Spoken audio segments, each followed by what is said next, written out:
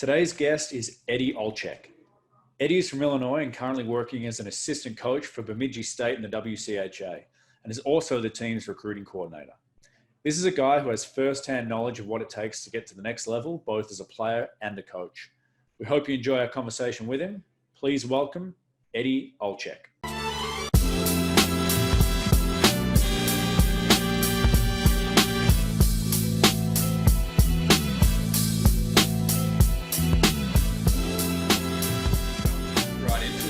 Obviously, with your name, hockey's in your blood.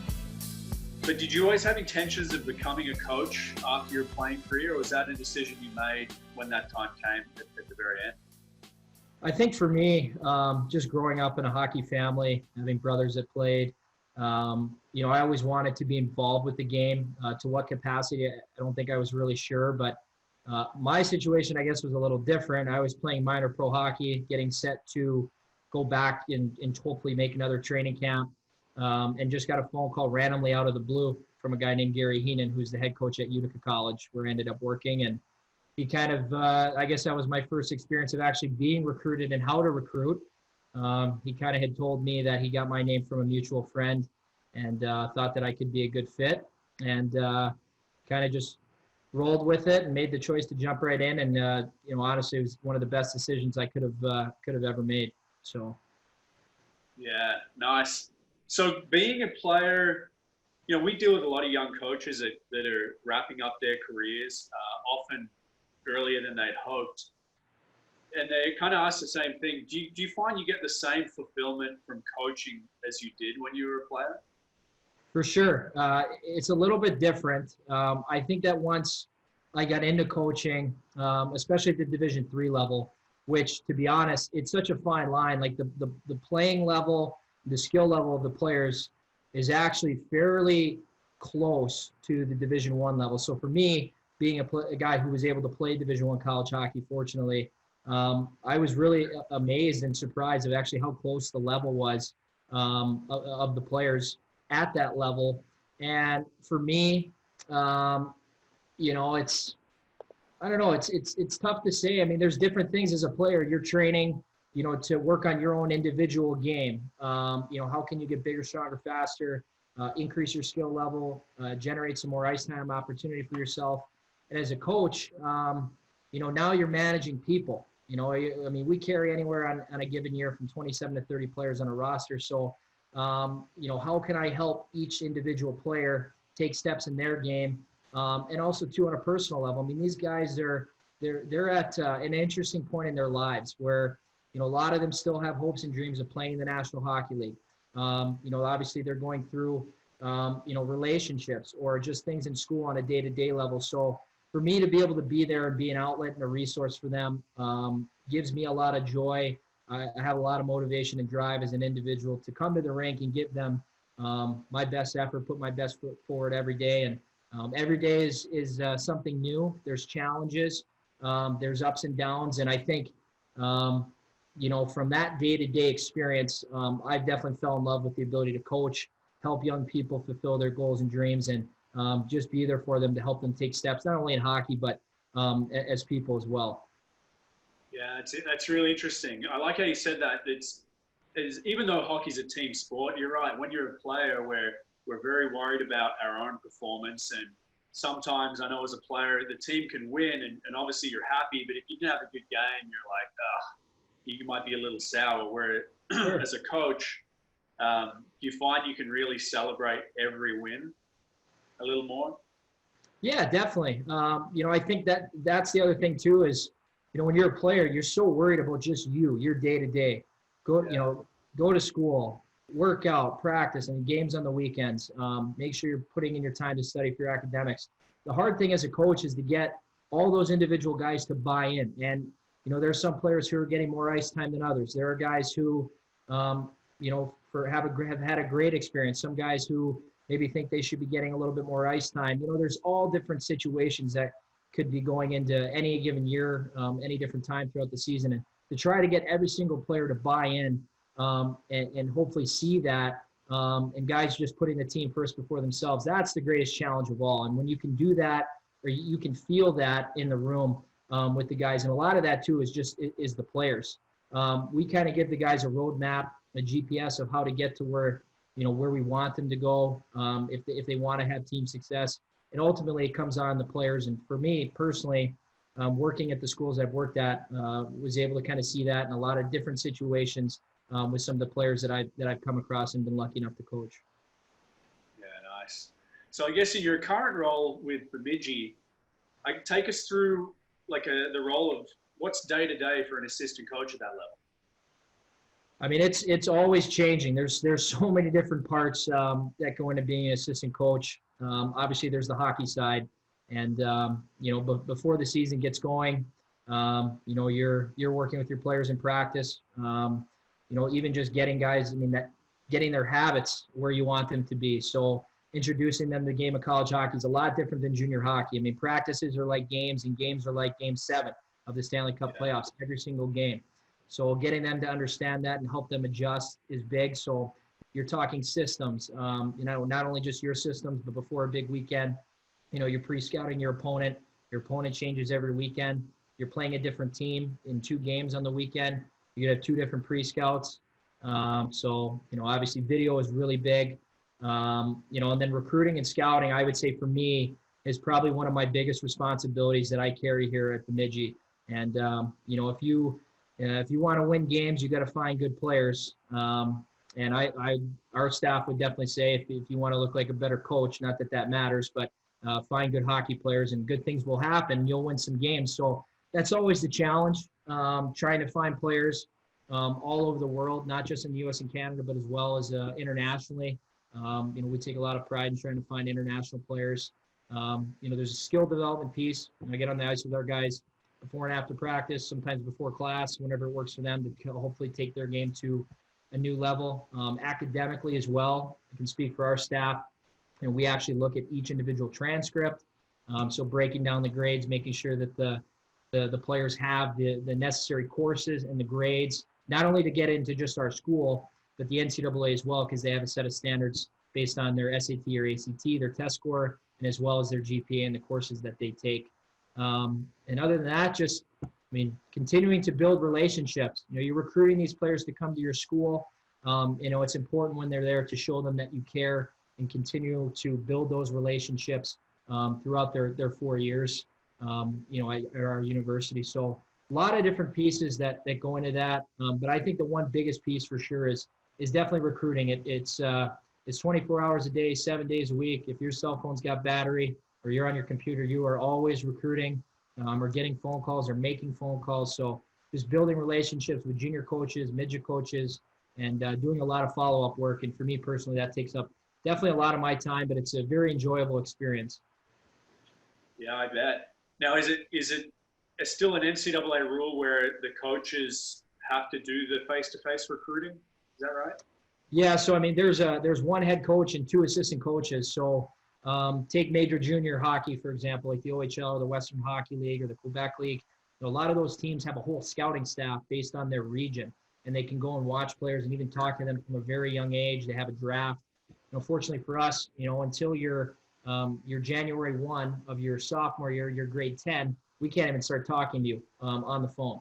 And face-to-face isn't even until a couple months after that. So, a head coach obviously is, he needs to be around the team. Our head coach does actually a lot of recruiting, which I've actually learned a lot from, which has been very valuable for me. But, we technically only have during the season 3 guys that can go out on a regular basis. And you got a lot of junior leagues in the U.S., lots of junior leagues in Canada, tons of hockey internationally.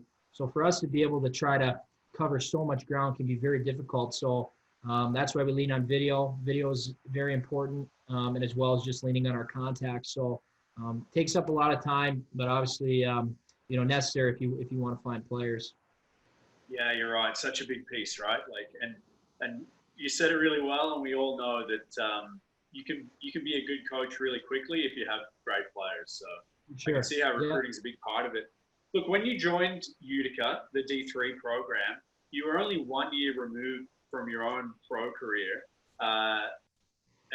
2 years removed from you playing college, and like you said, against very similar athletes.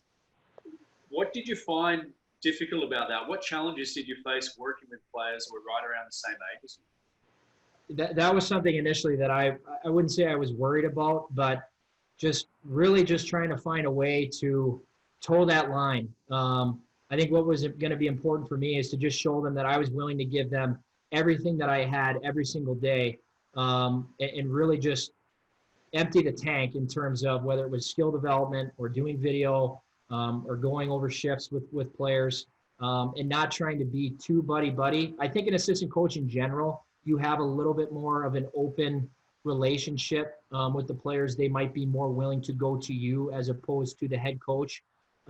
So I think that you can't take that relationship for granted, and you have to do it the right way. And I just tried to be as professional as possible, but also have an open door policy where the guys knew that they could come to me for anything. So I think it also worked to my advantage in the sense that I like to think that I'm pretty understanding of what's going on in terms of social media, things that kids are into. So just have talking points to bounce off of players. And for me, that I'm still using. I think I still have the young guy card a little bit as I start to get up there in my career in the number of years I've been coaching. But I think that can work as well. And just towing that line and finding what works without trying to be, one of the guys, but still letting them understand that, you're there for them. I think is very important. Yeah, that's great. It's, towing that line and being professional, but I really like how you put it there, of just emptying the tank and working, because it's the same as a player, right? If you're a new player on a team or a young player on a team and you want to get to know your teammates, if you're just the hardest worker in the room and put everything out there, empty the tank, as you said, in practice or games, you're going to be quickly respected by your teammates. So it's interesting that coaches can take that exact same approach and just be a workhorse and be there for them. For sure. Give them as much as you can and earn their respect really quick. So you've now worked with 3 different programs. You're in your 3rd here at Bemidji. So walking into 3 new environments as a coach, is that probably the biggest thing you can recommend for a new coach to do right off the bat to kind of get a name for himself, that work ethic, or what else could you recommend to young coaches? For sure. I mean, I think for me, the one thing I learned from my head coach at Utica, Gary Heenan, is you have to grow your network as quickly as possible. The more people you know, potential opportunities could be created for you. And it's just all about being a good person. I mean, for me, when I was a Division III coach, if I saw anybody in the rink, it didn't matter if they're Division I, NHL scout, junior coach, I would just go up to them and shake their hand and introduce myself. Grab a business card, give them a business card, send them a note after I left the rink, and just try to grow my network. And it wasn't just self-serving either. It was trying to pick their brain quick, and just understand, hey, how is their season going? Maybe they'd be able to help me down the road if there was a player that they saw that they wouldn't be afraid to send my way. So just try to grow your network as quickly as possible. And for me, in all my situations where I went from Division III to Division I in a couple different teams, a lot of it was just timing. But actually, interesting enough, I had met the coaches at Niagara as well as the coaches at Bemidji when I was on the road recruiting, and had a quick connection, and ended up just becoming a familiar face. And then when they had openings, just from trying to be a good guy, say hello, and take a general interest in them as a person, and learn about their team and pick their brain. That's what kind of helped me continue to, I guess, quote unquote, climb the ladder and advance in the coaching ranks. So yeah, that's interesting. So when you're looking for an assistant coach job, what's more important? Are you assessing the program as a whole? Are you really looking at who the head coach is and your relationship with them? Or are you just looking for an opportunity to get your foot in the door as a young or a rookie coach? That's a great question. And to be honest, Dave, I think it changes. You see there's a lot of coaches that are coaching in junior hockey that have coached in junior hockey for a long time, and they're trying to get to college. You have guys that have been assistant coaches at very good Division I programs for 10, 15 years, and they're trying to get a head coaching job. But for me as a younger guy, I think I was just trying to do my best every single day, and hopefully just from being a good person and working hard, get an opportunity. When I was at Utica, my head coach there, Gary Heenan, just said, you got to go after anything that comes available at the Division I level. It doesn't matter what it is. And ended up, getting an opportunity at Niagara. And just as I mentioned, through networking, I got a phone call from Bemidji, about their coaching opening. So I don't really know if it's, if you're really looking and dissecting it, trying to get a good fit with the head coach or the program. I think that there are certain things you definitely look at where, how has the program done? How has the coach done? Have they had success? Have they not? And I think as you start to get a little bit older and have some more experience at maybe a certain school or with a certain team, those are the boxes you can check, or X's that you can kind of mark off on your list as you're looking at maybe taking or pursuing an opportunity or not. Yeah, it's an interesting decision-making process. So with all the work that an assistant coach does, and like you said, they're usually a bit closer to the players as far as, friendly players can come to them. They're a great buffer between the head coach.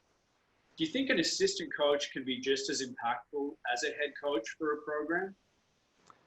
For sure. I know that with all the recruiting and man hours of driving and flying and going to showcases and following up and meeting with players after the game, I think at least there's a lot of different situations that can happen. I think for the most part, typically the first interaction I think a lot of players have, either receiving a phone call or getting talked to after a game, happens initially with an assistant coach. So that initial interaction, I think, can really set the tone and give those prospective student athletes a feel for what they might be walking into. For us, we want to make sure that, we speak obviously very highly of our program and our head coach. And, we have a certain way that we want to tackle and attack all different types of players. But I think that just that initial interaction can really be powerful in terms of if a player ends up choosing your school or not. Obviously, as I mentioned earlier, a lot of players that, I currently work with that are on our team, they feel comfortable coming to us as assistant coaches. And, I definitely think there's a great bond and a respect factor between the players and the assistant coaches. And, it can definitely play a big part in, if they choose your program or not. But obviously, the head coach definitely plays a big role in that, from, meeting with the parents and on the official visit and, doing the work that they do every single day with our players and with recruits. So to answer your question, long-winded, I think it definitely can have an impact. And more times than not, a lot of that is just kind of that first initial interaction the players receive. Yeah, that's great. Yeah, first impressions are huge, right? So powerful in any relationship. Right. Look, as a player, you went from the USHL to Division I hockey and then on to pro. I know as a coach, I find, at least when I'm working with junior players, we're always trying to prepare them for the next level. So you got to work on this because at the next level, you're going to need it. What are some of the things that you learned in each of those steps, like from USHL to Division I, being a student athlete, and then into the pro game? Well, I would say just going from junior hockey to Division I, there's no question. The biggest thing that I had to do was get stronger. You're coming from midget or high school hockey or prep hockey to the USHL, and the skill level and the depth of the players is definitely better across the board. There's no questions. Great coaching, just different regimen in terms of professionalism that you look at and how you approach the game. Then when you get to college, you're looking at players from, you're going to playing with kids in junior hockey from 16 to 20 to, at the very youngest, which is now very few and far between now, 18-year-olds, mostly 19, 20, even 21, to guys who are even 24, maybe in some instances 25 years old. So, their bodies have matured. They're bigger, stronger, faster. So I had to really get on a really good workout plan and really buy in and dive into that to make sure that I could withstand, one-on-one battles, competing for the puck, in terms of weightlifting and strength training too. A lot of that's just injury prevention. Practices, as I mentioned, they're hard. There's so many kids who don't even know what they're in store for when they get to college hockey just on a practice. And so I think just getting ahead of it and getting in the gym helped me for sure. And then pro hockey, I mean, I had nothing, you know, I had a little glimmer of pro hockey, a cup of coffee. And for me, I went to camp in the East Coast League and was just surprised of how good every single player was. I mean, they could have taken guys that didn't make the team and put them on that team and they would have done fine. You know, it's such a fine line. You know, what can you bring to the table every single night? How will you differentiate yourself? And, you know, for me, I would say my lack of skill, but my work ethic and ability and attention to details and my hockey sense, I think, are what allowed me to at least play at the Division I level and play a little bit of pro hockey. So. Yeah, interesting. It's like it's. I guess it's kind of like when your parents are talking to you when you're younger that, you know, watch out for this, you got to do this. And it's like, yeah. I find that with a lot of young players. It's like, hey, at the next level, like you got to get bigger, stronger.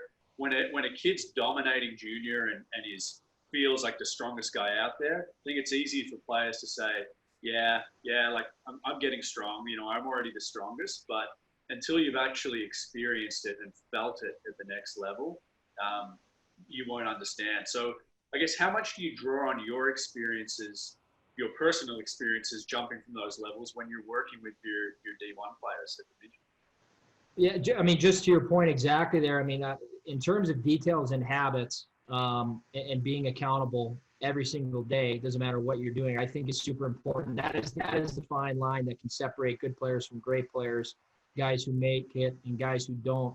And for me, you know, as I mentioned, I personally, when I played, those are things I tried to bring to the table every single day because I didn't have the high-end skill that some other players I played with or even now coach. I mean, the guys today, you know, they are really super skilled and, you know, they've proven that they can produce and put up points at the junior level. But getting kids to understand that every single forecheck matters. Every single mistake is magnified. The higher you climb the ladder in the game of hockey, one little mistake is magnified on such a higher level.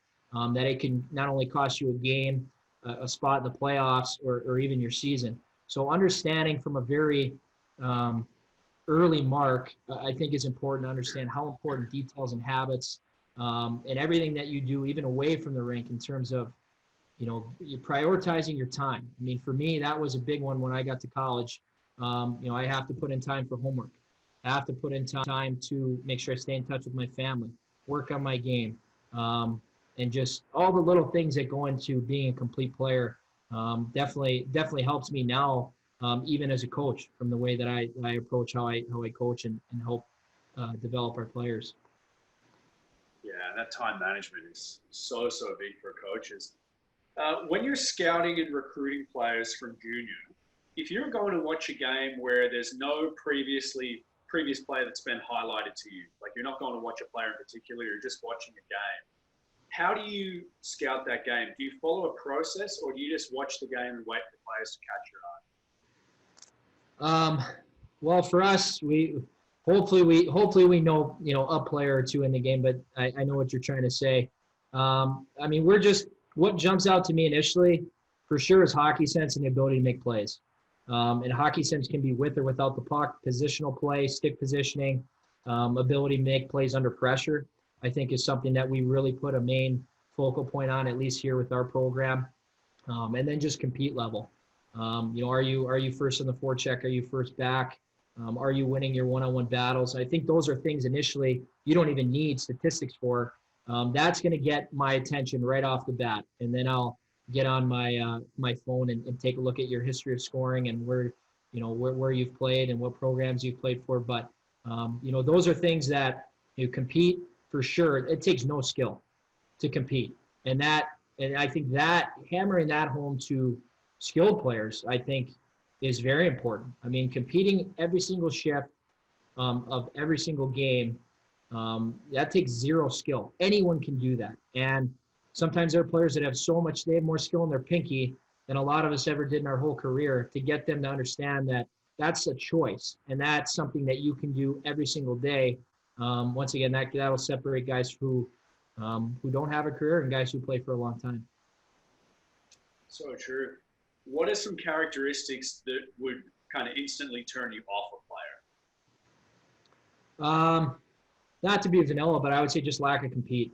If you're not going to compete, it is going to be extremely hard for you. I'm not even talking about in games. I'm talking about just in practice at the college level. It's so demanding every single day. And for us, if there's a player we think has a lot of skill and they could be a pretty good player, but we need to go follow up and watch them again. That's when you can really start to dissect and look at what's their body language look like when things aren't going their way. What are they doing away from the puck when they're not putting up points? Can they be an effective player? Like, you have to have a backup game. Doesn't matter if you score 50 goals in a season. If you don't have a backup game and you're not willing to do the little things like, get off the ice hard and change, or block a shot, or clear a puck when it matters most, or not get to a puck when you're going to get hit. I mean, to me, those are things when we really start to get excited about a player, and we can then zoom in and look at those details of the game. But, and two, just calling their coaches of the past. Like, are you a good person? What do your academics look like?